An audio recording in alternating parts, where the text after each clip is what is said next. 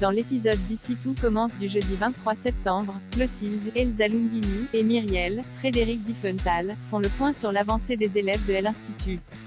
Clotilde lui raconte ce qui est arrivé avec Jasmine, Zoe Séverine, la semaine précédente, lors de sa baisse de motivation, ce qui attire l'attention de Rose. Vanessa Demouy, installée à côté, la chargée de communication fait remarquer que Jasmine n'est pas à sa première baisse de morale, ce qui l'inquiète.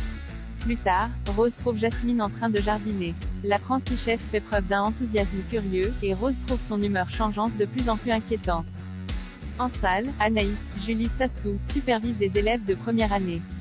Tom Darmon, en profite pour flirter ouvertement avec elle, ce que Lisandro, Agustin Galliana, voit d'un mauvais œil. Jaloux, le professeur de salle sac injustement le youtubeur devant toute sa classe.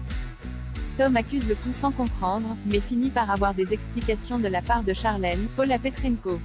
La jeune femme lui explique qu'Anaïs et Lisandro sont en couple, et qu'il a pris un gros risque en flirtant avec elle sous les yeux d'Iniesta.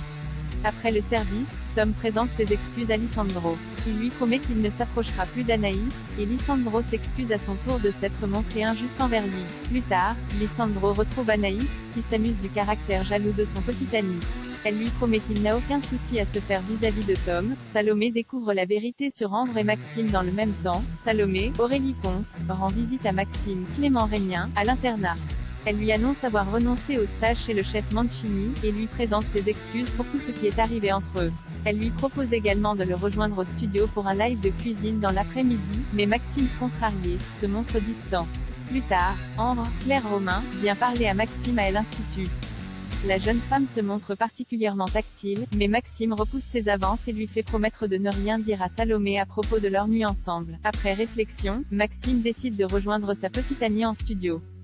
Il lui confie ne pas avoir envie de la perdre, et le couple se réconcilie. C'est néanmoins sans compter sur la persévérance d'Ambre, qui les interrompt pour les inviter à un apéritif dans son nouvel appartement. Maxime refuse l'invitation, mais Salomé, prête à accepter l'amitié d'Ambre et Maxime, accepte à sa place.